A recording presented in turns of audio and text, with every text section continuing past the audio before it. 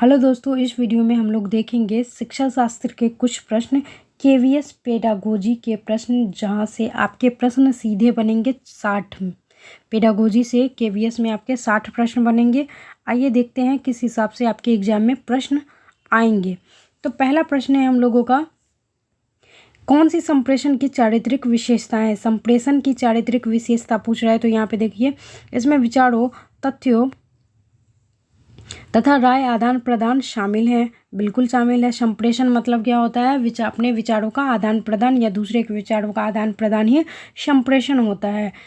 यह एक सतत प्रक्रिया है, ये भी बिल्कुल सही है। यह प्राकृतिक और गैर शाब्दिक दोनों प्रकार की होती है, ये भी सही है। प्राकृतिक में समकालिक होती है, ये गलत है। तो ये आपका आंसर देखिए, ए बी सी कौन से में है? ये इसमें है, चौथा है, यही आपका आंसर सही हो जाएगा। अगला क्वेश्चन है हम लोगों का, देखिए यहाँ पे ऑप्शन क्या कहते हैं, यहाँ पे व्याख्या भी दिया है, आप चाहे तो पढ़ सकते हैं, व्याख्या पढ़ सकते हैं। संप्रेषण को कम्युनिकेशन कहते हैं, जिसका अर्थ होता है भागीदारी, आदान प्रदान तथा साझा करना। इसकी 4 विशेषताएं, जो मतलब निम्नलिखित विशेषताएं, चारित्रिक विशेषताएं संप्रेषण की। पहला है, इसमें विचारों तथा तथ्यों का आदान प्रदान किया जाता है। सतत प्रक्रिया है, शाब्दिक और गैर शाब्दिक दोनों हो सकते हैं। संप्रेषण अधिगम महत्वपूर्ण अंग है। संप्रेषण शिक्षण अधिगम का महत्वपूर्ण अंग है। जब एक शिक्षक कक्षा में शिक्षण कर रहा है तो वह विद्यार्थी के संप्रेषण के माध्यम से शिक्षित कर रहा होता है। यदि मान लीजिए किसी में संप्रेषण की ही योग्यता ना हो तो क्या हो जाएगा? किसी भी तथ्यों का हम लोग आदान प्रदान नहीं कर सकते। यही संप्रेषण ही एक है महत्वपूर्ण ऐसा तथ्य है कि हमें जानवरों में और मनुष्यों में फ़र्क करना समझाता है। यानी कि जानवर क्या होते हैं? जानवर भी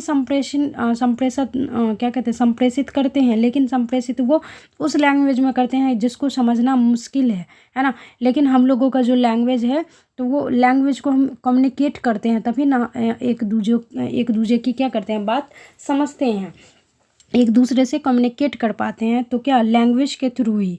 तो यदि संप्रेषण ही नहीं रहेगा तो हम लोग अपनी बातें एक दूसरे के समक्ष नहीं रख पाते हैं। चलिए अगला क्वेश्चन देखते हैं। अगला क्वेश्चन है, निम्न में कौन सी योजना सबसे कम शिक्षार्थी केंद्रित है? तो अनुदेशात्मक योजना, इकाई पाठ योजना, फिर है क्रिया योजना। कौन सा होगा? अनुदेशात्मक योजना का मतलब होता है शिक्षक केंद्रित होता है, यानी कि ये टीचर के सेंटर में होकर ये योजनाएं बनती हैं। अनुदेशात्मक योजना, उसमें क्या होता है? अनुदेशात्मक योजना में जो होता है कि शिक्षक डायरेक्ट करते हैं और बच्चे उस हिसाब से काम करते हैं। लेकिन बाद बाकी ये तीनों जो योजनाएं हैं, यह शिक्षार्थी केंद्रित होता है, और जिसमें बच्चे बढ़ चढ़ के हिस्सा लेते हैं। इसमें शिक्षकों का काम ज़्यादा नहीं होता है और इसमें शिक्षकों का काम ही ज़्यादा होता है। तो इसमें पूछा जा रहा है कम शिक्षार्थी केंद्रित हो, तो कम शिक्षार्थी केंद्रित अनुदेशात्मक योजना है। अधिक शिक्षक केंद्रित, ये अनुदेशात्मक योजना है शिक्षक केंद्रित, ठीक है। लेकिन बाद बाकी जो है वो शिक्षार्थी केंद्रित है। तो आपका पहला आंसर सही हो जाएगा। देख सकते हैं आपका ऑप्शन। व्याख्या यहाँ पे पढ़ सकते हैं। अनुदेशात्मक योजना, यह योजना क्या होता है? देखिए यहाँ पे शिक्षक केंद्रित है, इसमें है ना शैक्षणिक निर्देश दिए जाते हैं और छात्र ऐसे निर्देशों का पालन करते हैं, ठीक है यहाँ पे। और बाद बाकी सभी बच्चे के केंद्र में रख के योजनाएं बनाई गई हैं। योजनाएं मतलब वो सरकारी योजना नहीं, यहाँ पे पठन पाठन से संबंधित है। अगला क्वेश्चन है, पाठ्यक्रम के विकास की संकल्पना में क्या शामिल नहीं है? तो अंतर्राष्ट्रीय विचार शामिल तो होंगे, परिवार की आकांक्षाएं ये शामिल नहीं होंगी। परिवार की आकांक्षाएं मतलब इच्छा परिवार की क्या है वो थोड़ी शामिल होगा। सामाजिक लक्ष्य शामिल होगा, राष्ट्रीय लक्ष्य शामिल होगा, नहीं होगा। यहाँ पे 9 वाले प्रश्न है तो ये नहीं होगा। सेकंड वाला ऑप्शन आपका सही हो जाएगा। देखिए यहाँ पे पढ़ सकते हैं आप। अगला क्वेश्चन है, भौतिकी का प्रयोग करने के लिए एक विज्ञान प्रयोगशाला में अनिवार्य रूप से क्या होना चाहिए? भौतिकी का प्रयोग करने के लिए अनिवार्य रूप से होना चाहिए गैस कनेक्शन होना चाहिए। खाना तो नहीं बनाने जा रहे, ये नहीं होना चाहिए। जल निकासी प्रणाली, ये भी नहीं। प्रकृति, रोशनी और संवातन की क्या है उपलब्धता, फिर है प्रदर्शन मेज, ये होना चाहिए, थर्ड होना चाहिए। बाद बाकी ये सभी ना भी हो तो भी चलेगा। देखिए यहाँ पे प्राकृतिक रोशनी तो होनी चाहिए ना, जैसे कि आपका फिजिक्स का लैब है तो उसमें ये प्राकृतिक रोशनी वहाँ पे होनी चाहिए। संवातन की उपलब्धता मतलब यदि बाई चांस मान लीजिए बच्चा प्रयोग कर रहा है, बाई चांस कुछ दुर्घटना हो जाता है तो वहाँ पे उसका उपचार होने मतलब उपचार के लिए कुछ ना कुछ संभव प्रयास होने चाहिए, यानी कि उस हिसाब से वातावरण होना चाहिए जिससे बच्चे का उपचार भी हो सके। वही है, देख लीजिए यहाँ पे ये थर्ड आंसर आपका सही हो जाएगा। बाद बाकी आप इसमें पढ़ सकते हैं। बताने के लिए इसमें देखिए ये अच्छा है, ये सॉल्व पेपर 2018 का हम लोग बना रहे हैं, ये पूछा गया है पेडागोजी में। इससे पहले मैंने क्या कहते हैं पीआरटी का 2018 का हिंदी जनरल हिंदी जो है उसको भी मैंने कवर करवाया है, तो उसको भी आप जाके देख सकते हैं, प्लेलिस्ट में पड़ा होगा। देखिए सॉल्व पेपर देखने से ये फ़ायदा होता है कि आपको ये जानकारी मिल जाती है कि क्वेश्चन किस हिसाब से बनते हैं, तो क्वेश्चन किस हिसाब से बनते हैं उसी हिसाब से आप तैयारी भी कीजिएगा। बाकी चल ही रहा है आपका जो क्लासेज हैं, पेडागोजी की भी क्लास चल रही है, जनरल हिंदी की भी क्लास चल रही है और इंग्लिश की भी क्लास चल रही है, यानी कि 120 मार्क की तैयारी अभी चल रही है। और जल्दी ही हम लोग ईवीएस भी स्टार्ट करने वाले हैं, जैसे ही पेडागोजी कंप्लीट होगा वैसे ही ईवीएस का क्लास भी स्टार्ट हो जाएगा। आपका एग्ज़ाम फरवरी में ही होगा, फरवरी से मार्च कभी भी डेट आ सकता है। तैयारी जम के करिए, क्योंकि 10.5 लोगों ने 10.5 लाख लोगों ने 10.5 लाख के ऊपर अभी तक अप्लाई हो गया है पीआरटी में। फाइट बहुत ही तगड़ी है, 150 के ऊपर एक सीट पे फाइट है। जम की तैयारी करिए, 130-140 मार्क लाइए, तभी आपका सिलेक्शन संभव है, नहीं तो राम भरोसे आप रहिए आप लोग। देखिए विशेष आवश्यकता वाले बालकों के लिए प्लस पाठ्यक्रम का क्या अर्थ है? विशेष आवश्यकता वाले बालकों के लिए प्लस पाठ्यक्रम का क्या अर्थ है? विशेष आवश्यकता वाले बच्चों के लिए अतिरिक्त पाठ्यक्रम नहीं। क्वेश्चन देखिए, किसी भी क्वेश्चन को अगर बनाते हैं तो क्वेश्चन समझ लीजिए, आंसर अपने आप निकल आएगा। विशेष आवश्यकता वाले बच्चे बालकों के लिए प्लस पाठ्यक्रम का क्या मतलब होता है? तो विशेष आवश्यकता वाले बच्चों के लिए अतिरिक्त पाठ्यक्रम नहीं। ऐसे कौशल क्षेत्रों पर आधारित पाठ्यक्रम जो विशेष आवश्यकता वाले बालकों की विशेष कठिनाइयों के प्रति विशिष्ट हो, ये सही लग रहा है। विशेष आवश्यकता वाले बच्चों के लिए रूपांतरित नहीं, ये भी नहीं। विशेष आवश्यकता बालकों के लिए पाठ तथा शैक्षिक, ये भी नहीं होगा। आपका आंसर सेकेंड ही हमको लग रहा है। देखिए आंसर सेकेंड ही है, इसमें भी देखिए यहाँ पे है विशेष आवश्यकता वाले बच्चे किसको कहते हैं? सबसे पहले विशेष आवश्यकता वाले यानी कि जो बच्चे मानसिक रूप से और शारीरिक रूप से अशक्त हैं। अशक्त मतलब कमज़ोर हैं, विशेष रूप से मानसिक रूप से भी और शारीरिक रूप से भी अगर वो बच्चे आसक्त हैं, अगर उनको प्रॉब्लम है, तो उन्हें विशेष आवश्यकता वाले बच्चों के अंतर्गत रखा जाता है। ठीक है, यहाँ पे पढ़ लीजिएगा विशेष आवश्यकता वाले बच्चे, क्योंकि देखिए विशेष आवश्यकता वाले बच्चे हैं तो उसमें क्या होगा, यानी कि जो सामान्य बच्चे आते हैं उनसे वो क्या होंगे, वो थोड़ा सा लो ही होंगे। तो अगर उनको उनको क्या कीजिएगा, विशेष आवश्यकता वाले बालकों को विशेष कठिनाइयों के प्रति अगर विशिष्टता दी जाए, यानी कि उस हिसाब से उनको पाठ्यक्रम दिया जाए, विशेष आवश्यकता वाले जो बच्चे हैं उनके नीड हिसाब से पाठ्यक्रम दिया जाए और वस्तुओं का क्या किया जाए, उस हिसाब से पठन सामग्री भी उपलब्ध कराया जाए, तो बच्चे क्या करेंगे, सीखने में वो अपना रुचि दिखाएंगे और मतलब सामान्य बालकों की तरह ही वो सीख सकते हैं। वैसे तो 100% नहीं सीख सकते सामान्य बालकों की तरह, लेकिन वो कोशिश इस हिसाब से करवाया जाता है। तो यही आंसर आपका सही हो जाएगा, सेकंड आंसर। अगला क्वेश्चन है, अनुपूरक शिक्षण सामग्री का उद्देश्य है। अनुपूरक शिक्षण, यहाँ पे मैंने आंसर आप लोगों को पहले ही दिखा दिया। ये देखिए, अनुपूरक शिक्षण सामग्री का उद्देश्य है कि कम महत्वपूर्ण क्षेत्रों में सामग्री उपलब्ध कराना, शिक्षार्थी की पुस्तक पढ़ने की रुचि को बढ़ाना, शिक्षार्थी के अनेक विषयों में रुचि को बढ़ाना, अध्यापक द्वारा कवर न किए गए क्षेत्रों में सामग्री उपलब्ध कराना। अनुपूरक शिक्षण का क्या उद्देश्य होगा? तो देखिए इसमें अनुपूरक शिक्षण सामग्री का क्या उद्देश्य होगा, तो अनेक विषयों में रुचि को बढ़ाना, ये नहीं कि बच्चे में एक ही विषय के प्रति रुचि बढ़ाना है, ऐसा नहीं करना है। अगर आप शिक्षक हैं तो आपका ये कर्तव्य होना चाहिए कि बच्चे सभी जितने भी सब्जेक्ट है उसमें वो रुचि के साथ पढ़े। तो यही आपका आंसर थर्ड वाला सही हो जाएगा। यहाँ पे देख लीजिए,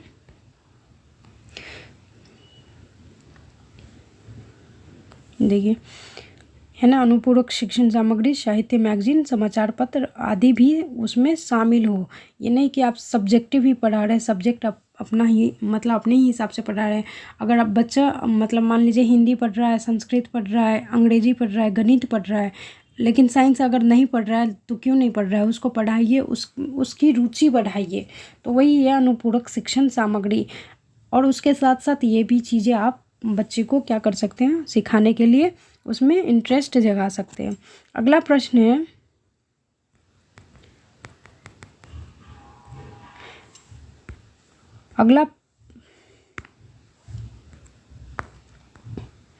अगला प्रश्न देखिए, यह सुझाव दिया जाता है कि एक अध्यापक निम्न में कितने सी और कितने एस द्वारा अपने संप्रेषण में सुधार कर सकता है। अपने संप्रेषण में यानी कि कोई मान लीजिए टीचर बना है लेकिन वो क्या उस हिसाब से वो बोल नहीं पाते हैं, अपनी बात नहीं रख पाते हैं बच्चों के सामने, तो वो कितने सी सीखेंगे और कितने एस सीखेंगे कि उनका संप्रेषण सही हो जाए।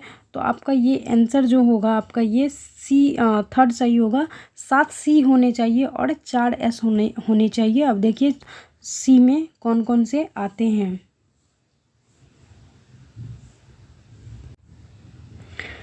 देखिए कितने सी हैं और कितने एस हैं। ये 7 सी हैं और 4 एस हैं। देखिए 7 सी में कौन कौन से सी हैं।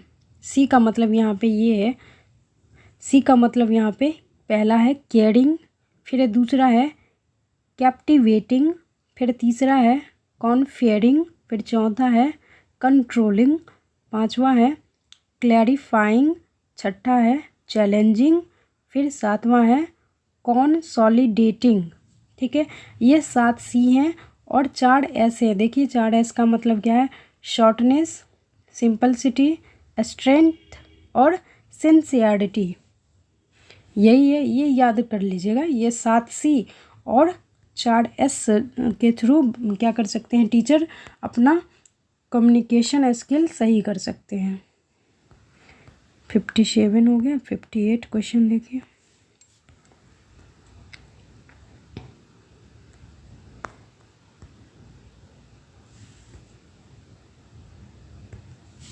अगला क्वेश्चन है, ये अगला क्वेश्चन है, विज्ञान है, विद्वान नहीं है। एक विज्ञान के शिक्षक ने शैक्षणिक सत्र के आरंभ में ग्रामीण विद्यालय में कार्यभार संभाला। उन्होंने निम्न में कौन से परीक्षण का प्रयोग करना चाहिए। एक विज्ञान का शिक्षक है जो शैक्षणिक सत्र के आरंभ में एक ग्रामीण विद्यालय में कार्यभार संभाले हैं, उन्हें निम्न में कौन सा परीक्षण का प्रयोग करना चाहिए। परिस्थितिगत परीक्षण, नैदानिक परीक्षण, उपलब्धि परीक्षण, इन बास्केट परीक्षण। तो क्या करना चाहिए, उपलब्धि परीक्षण करना चाहिए उनको, उपलब्धि परीक्षण करना चाहिए। अब क्यों करना चाहिए, आप व्याख्या पढ़ सकते हैं। देखिए उक्त शिक्षक को उपलब्धि परीक्षण यानी कि अचीवमेंट टेस्ट का प्रयोग करना चाहिए। इन परीक्षण का उद्देश्य सीखने वाले के कौशल और ज्ञान को मापना होता है। उद्देश्य को क्या, सीखने के उद्देश्य के ज्ञान और कौशल को मापना होता है। इस परीक्षण के द्वारा शिक्षक यह जान सकता है कि विद्यार्थी ने कितनी उन्नति की है तथा किस सीमा तक विषय संबंधी ज्ञान प्राप्त किया है। प्रश्न के अन्य विकल्प में नैदानिक परीक्षण सुधार एवं ये क्या है, सुधार एवं निदान से संबंधित होते हैं, तो उनका आंसर क्या हो जाएगा, ये थर्ड आंसर इसका सही हो जाएगा।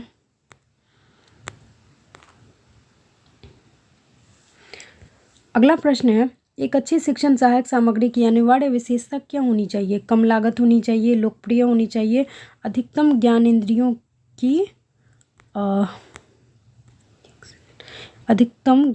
की भागीदारी होनी चाहिए या संभालने में आसान होना चाहिए। ये थर्ड आंसर सही होगा।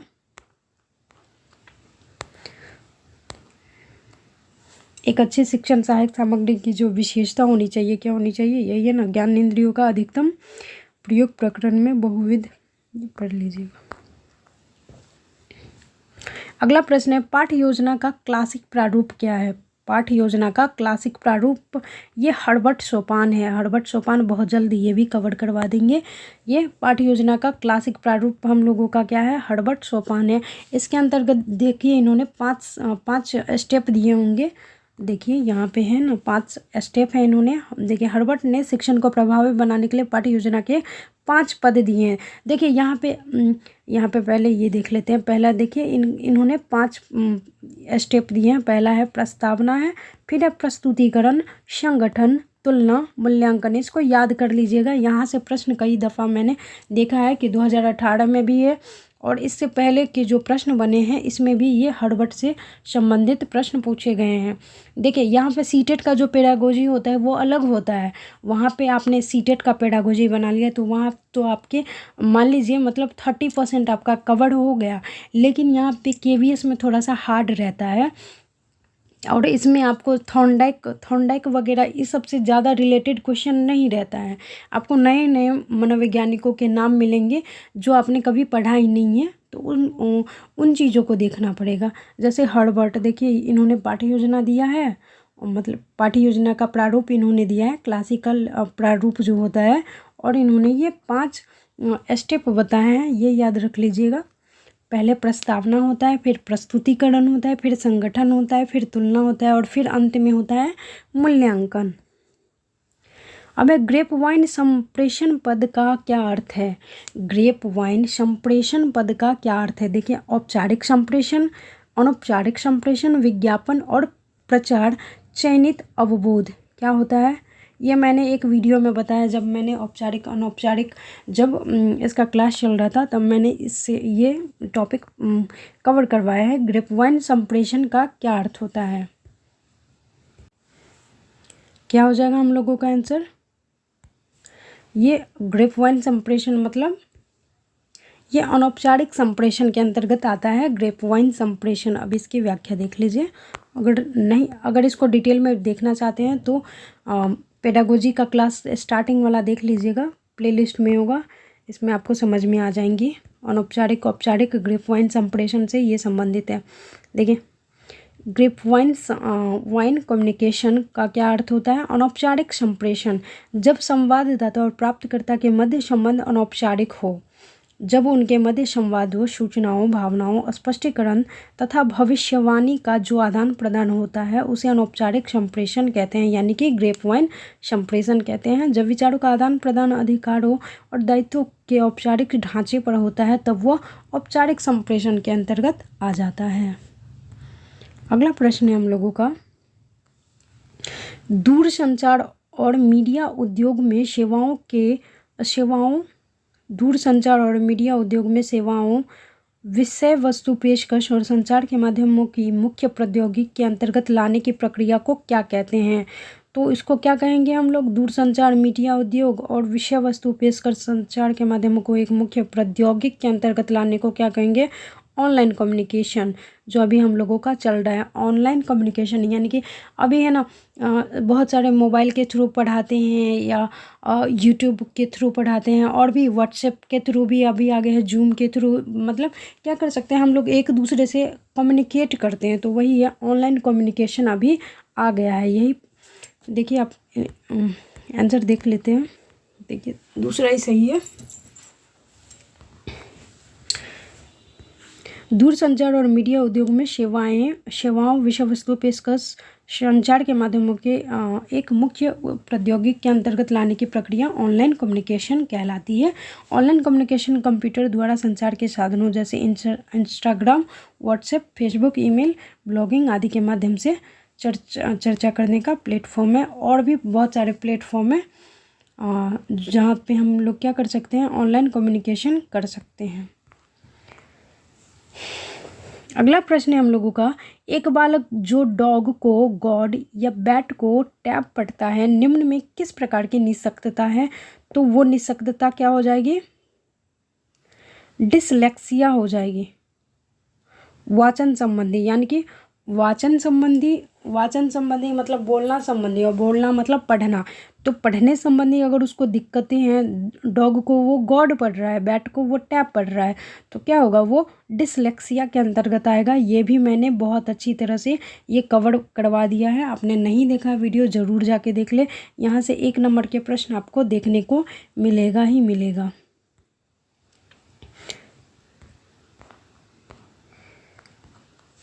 देखिए, डिस्ग्राफिया लेखन संबंधी जो अक्षमता होती है उसको डिस्ग्राफिया कहते हैं।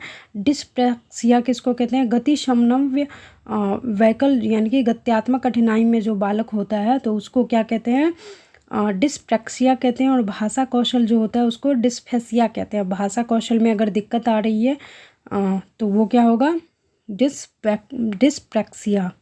बोलने में कठिनाई होती है, और बोलने में कठिनाई अगर उसके शरीर के मतलब आंतरिक हिस्सों में अगर कोई प्रॉब्लम है और बोलने में वो हिचकिचा रहा है या मतलब तोतला रहा है या कुछ भी हो रहा है, तो वो भाषा वैकल्प अक्षमता हो जाएगा, जिसको डिस्फ्रेसिया कहते हैं, डिस्फेसिया।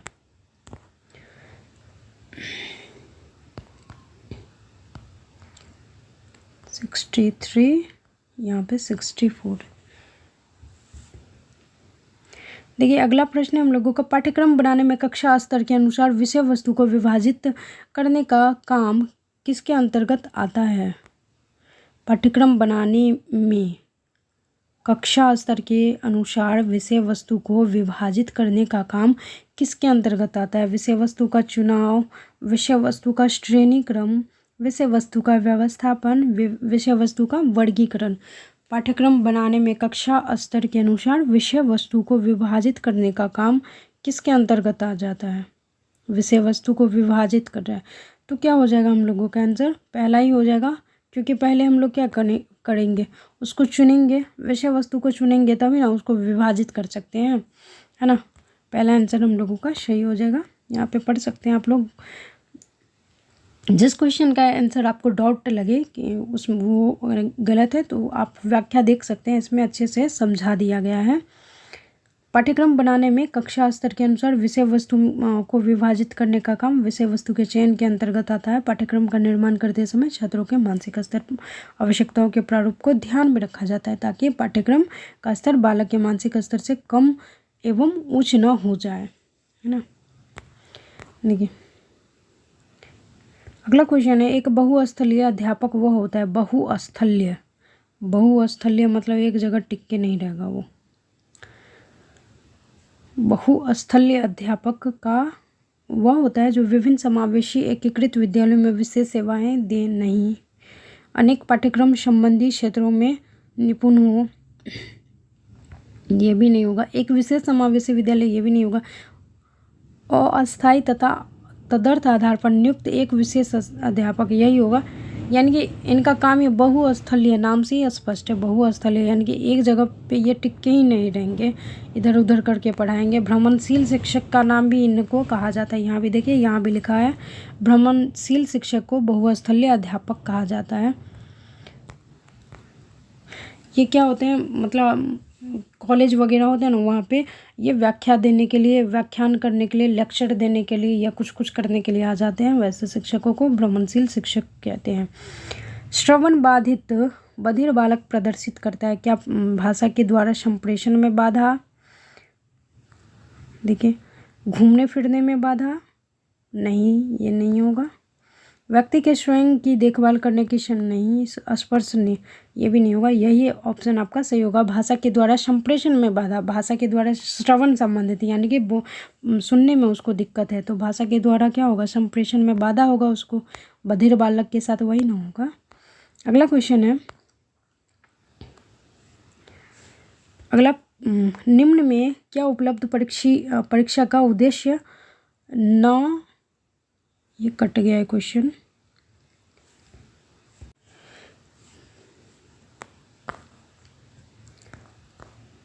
देखिए, इसके व्याख्या में समझ जाइएगा कि क्या है। क्वेश्चन है, निम्न में से क्या उपलब्धि परीक्षा का उद्देश्य, यहाँ पे देखिए, यहाँ पे दिया है नहीं है, यानी कि निम्न में क्या उपलब्धि परीक्षा का उद्देश्य नहीं है। तो यह जानना कि छात्रों ने क्या सीखा है, उपलब्धि परीक्षा का उद्देश्य नहीं हो सकता। यह जानना कि छात्रों ने क्या सीखा है, यह जानना कि छात्र किन क्षेत्रों में कमज़ोर है, छात्र को तेज, कमज़ोर और औसत वर्ग में बांटना, शैक्षिक लक्ष्यों की प्राप्ति का पता लगाना। यह जानना कि छात्रों ने क्या सीखा है। यहाँ पे उपलब्धि परीक्षा बोल रहा है, यानी कि छात्र मतलब छात्रों का ग्रेड क्या आया है या वो कितने मार्क्स गेन किए हैं। तो आपका थर्ड आंसर सही हो जाएगा। छात्रों को तेज, कमज़ोर और औसत वर्ग में बांटना, यानी कि कौन से छात्र ने क्या क्या अपनी उपलब्धि प्राप्त की है। उपलब्धि प्राप्त करना वही होता है कि कौन बच्चे पास हुए हैं, कौन बच्चे फेल हुए हैं, कौन बच्चे कितने तेज हैं। वही थर्ड आंसर सही हो जाएगा आपका। अगला प्रश्न है, निःशक्तता के सामाजिक मॉडल के अनुरूप कथन पहचानिए। क्षति को चिकित्सा, यहाँ पे क्वेश्चन है, निःशक्तता के सामाजिक मॉडल के अनुरूप कथन को पहचाने। क्षति को विकसित या अन्य उपचारों को ठीक किया जाना चाहिए।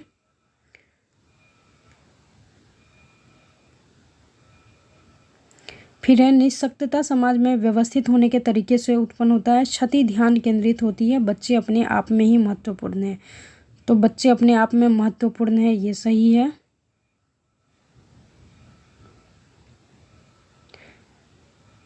ये सही है। अच्छा, बच्चे अपने आप में तो महत्वपूर्ण होते हैं भैया जो को। फिर है, क्षति को चिकित्सा या अन्य को, देखिए इस हिसाब के प्रश्न आपको जब कभी मिलने ना, तो आपको पहले कौन सा गलत है होगा वो आपको देख लेना है। क्षति को चिकित्सा या अन्य उपचारों को ठीक किया जाना चाहिए, बिल्कुल करना चाहिए। फिर निःशक्तता समाज में के व्यवस्थित होने के तरीके से उत्पन्न होती है। व्यवस्थित होने के तरीके से उत्पन्न होती है, नहीं तो क्षति ध्यान केंद्रित होती है। क्षति ध्यान केंद्रित नहीं होती है। आंसर आपका दो ही बचा है, दो ही वाले प्रश्न है क्या। चलिए देखिए, ऑप्शन बी डी है, ए और सी है। हमारा क्या सही होगा, ए और डी सही हुआ है। तो ए डी वाले देखिए कौन सा सही है, ये सही है, थर्ड से सही है। देखिए यहाँ पे नीचे में भी है, यही हम लोगों का सही हो जाएगा, थर्ड आंसर। अगला प्रश्न है, मंद बुद्धि, गलती है, मंद बुद्धि बालकों के संबंध में इनमें से कौन सा कथन सही नहीं है। सही नहीं है पूछ रहा है। मंद बुद्धि बालकों के संबंध में उनमें सामान्यीकरण की योग्यता का अभाव संबंध है। तो अभाव तो होना ही चाहिए, अभाव रहता है मंद बुद्धि बालकों में। उन्हें अमूर्तीकरण में कठिनाई आती है, बिल्कुल सही आती है। उनकी संप्रेषण योग्यता खराब होती है, बच गया ये। वे कारण प्रभाव संबंध को समझ सकते हैं, बिल्कुल नहीं समझ सकते। यही आपका आंसर सही हो जाएगा। ये गलत है, लेकिन आपका क्वेश्चन अगर निगेटिव है तो क्या बोले थे, क्वेश्चन अगर निगेटिव है तो आंसर भी हमेशा निगेटिव होगा, याद रखिएगा। और पॉजिटिव क्वेश्चन है तो पॉजिटिव आंसर होगा। इस बात को अगर समझ लिए तो आपका प्रश्न 100% बनेगा। यहाँ पे आप देख सकते हैं। और ये बुद्धि लब्धि वाली चैप्टर भी जल्दी आएगी। हो सके तो जल्दी से जल्दी पेडागोजी कंप्लीट करवा देंगे। उसके बाद हिंदी और इंग्लिश का क्लास चलेगा, और रेगुलर फिर जो भी सब्जेक्ट बचा है उसका भी क्लास ख़त्म ही हो जाएगा जल्दी जल्दी। अच्छी परीक्षा में क्या नहीं होना चाहिए, अच्छी परीक्षा में क्या नहीं होना चाहिए, ये भी निगेटिव ही क्वेश्चन है। क्या नहीं होना चाहिए, देखिए, व्यक्तिपरकता, सब्जेक्टिविटी नहीं होनी चाहिए, व्यक्तिपरकता। वस्तुनिष्ठता, देखिए अब ये डॉट है थोड़ा सा, वस्तुनिष्ठता ये तो होनी चाहिए, है ना, ये होनी चाहिए। विश्वसनीयता भी होनी चाहिए, विधि मान्यता भी होनी चाहिए, ये नहीं होनी चाहिए व्यक्तिपरकता। अच्छी परीक्षा जो होती है ना, वो सब्जेक्टिविटी नहीं होनी चाहिए, क्योंकि हम लोग जो एग्ज़ाम देते हैं तो क्या होता है, वो एक ऑब्जेक्टिव टाइप रहता है, उसमें 4 ही ऑप्शन रहते हैं और 4 में से एक ही बस सही रहता है। तो उसमें वो ज़्यादा अच्छी परीक्षा होती है, क्योंकि उसमें क्या होता है, गलत और सही चीज़ें तुरंत पकड़ में आ जाती हैं। लेकिन वही सब्जेक्टिव जो परीक्षा होता है उसमें क्या होता है, बच्चे इजुल फिजुल जो भी सब मतलब कुछ भी लिख देते हैं, यानी कि जैसे का तैसा प्रश्न अगर कुछ पूछ रहा है तो वो आम अमृत सब लिख देते हैं, वैसे मतलब सब्जेक्टिव एग्जाम में तो वो सही नहीं होता है। तो अच्छी परीक्षा यही है जिसमें वस्तुनिष्ठता हो, विश्वसनीयता हो और विधि मान्यता हो, ठीक है, व्यक्तिपरकता नहीं होनी चाहिए। अगला प्रश्न है,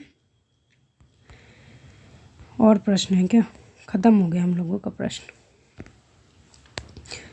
हाँ, ख़त्म हो गया।